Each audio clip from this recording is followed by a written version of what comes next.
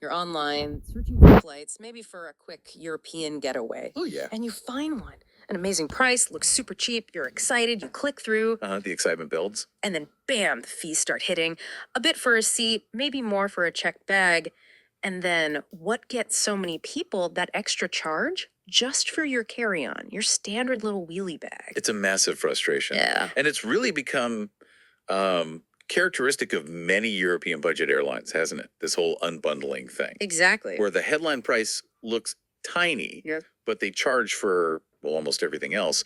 And that carry-on fee, it can really bump up the price significantly. Right. Feels a bit like a bait and switch sometimes. But what if those days, the days of paying extra just to bring your hand luggage on board a flight in Europe, what if they were numbered?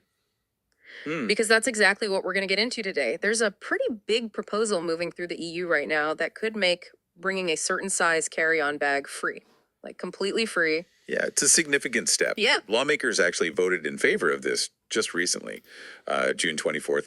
It's not just talk anymore, it's a formal proposal.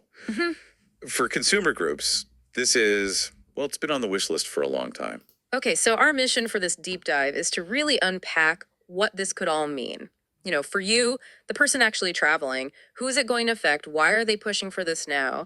And crucially, what are the airlines saying? Because they definitely have a counter argument. Oh, absolutely. We want to cut through the noise, give you a clear picture, drawing a lot from a really good recent piece on this by the BBC. So let's break it down. Okay. So what's really interesting is how specific they're getting. The core idea is allowing passengers one small carry-on bag, and they've set a weight limit up to 7 kilograms. Which is about, what, 15 pounds or so? Yeah, roughly 15.4 pounds. And this would be free, even on those budget airlines that, have really made these fees part of their business model. Okay, so one cabin bag. They mentioned dimensions too, didn't they? Like 100 centimeters total? That's right. Total dimensions, length plus width plus height, around 100 centimeters. And you'd also get a smaller personal item, the kind that goes under the seat in front of you.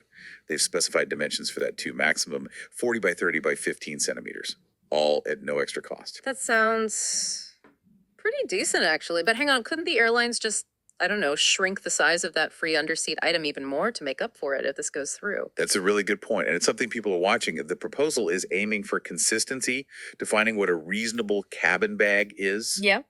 But exactly how airlines might adapt, well, that's the million-dollar question, isn't it? Yeah. And looking bigger picture, this proposal still needs a green light from the EU member states, needs about 55% of them to agree.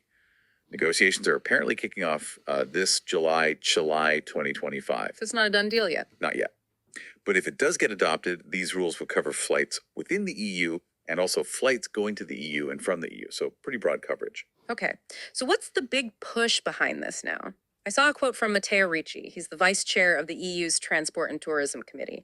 He called the vote an important step toward fairer and more transparent travel. And he even said defining free hand luggage is a fundamental right to avoid unjustified extra costs.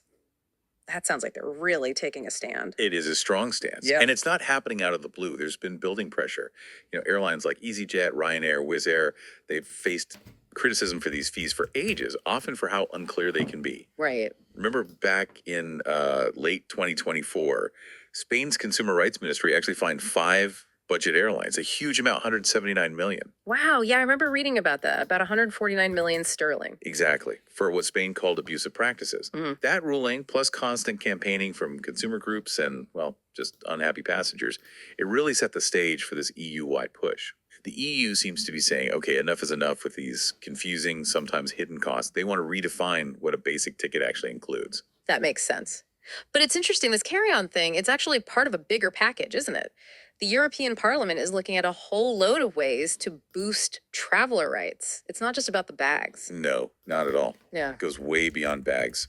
They also voted to stop airlines charging extra for seat selection, just so kids age 12 and under can sit with their families. That's another common annoyance, isn't it? Paying extra just to sit next to your own child. Precisely. And then there's stuff about compensation and refunds, too. They want ticket sellers, even third-party websites, to have to show you the full flight cost right at the start. Including all their booking fees or service charges. Yeah, total transparency up front. Yeah. And they also have to clearly explain how you'd get a refund if something goes wrong. Seems like common sense, really. Just tell people the real price. You'd think so. Yeah. And it even extends to compensation for delays. Right now, you might get compensation if a delay makes you miss a connecting flight, but they want to expand that. So, if an airline delay causes you to miss, say, a connecting train or an airport bus that was part of the same overall journey booked together, Oh, interesting. you could also be entitled to compensation. It's about making the whole journey, door to door almost, more integrated and holding operators accountable. Okay, so on the surface, this all sounds like great news for travelers, more rights, fewer surprise fees.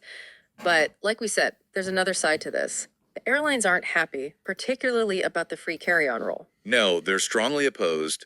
Their main argument is basically that cost doesn't just evaporate, it has to be covered somehow. So it'll just end up in the base ticket price, making flights more expensive overall. That's exactly what they're arguing. Critics within the industry say these rules actually force people to pay for a carry on bag because the cost will be bundled into the ticket whether you need that bag or not. There's no option to opt out and get a cheaper fare. Right, it takes away the choice. I saw a quote from Aurenia Georgouts-Sakou. She's the head of Airlines for Europe, a big industry group. Yep, A4E. She said, Europe's airline market is built on choice. Forcing a mandatory trolley bag strips passengers of that choice. She basically argues it makes people pay for something they might not even want. She used a pretty sharp analogy too, didn't she? Something about cinemas. Yeah, she said, what's next? Mandatory popcorn and drinks as part of your cinema ticket. Her point is clear. Let travelers decide what extras they want and what they're willing to pay for. And that really sums up the whole conflict here, doesn't it? You've got the EU pushing for what it calls fairness, transparency, consumer protection, and the airline industry pushing back, saying, hold on, this reduces choice, it'll push up prices, and you're forcing services on people. It's a real debate about what a basic flight ticket should fundamentally include. So as this plays out, and maybe as you're thinking about your next trip, it really prompts you to think, doesn't it? How do you feel about it? Is the convenience of knowing your carry-on is included worth potentially paying a bit more for the base ticket, even if you sometimes travel really light? It's that classic trade-off, convenience versus potentially lower cost if you opt out of extras. Exactly. And maybe a final thought for you, the listener, to chew on. If these rules do come into effect, how could they change the whole experience, the psychology of booking a flight? Will we move away from this build your own fare model, picking every little service? Will it become more of a standard bundled package? And what might that do long term to competition, especially for those budget airlines that really pioneered the whole unbundled a la carte approach? Could it stifle innovation in that sector? Something to think about.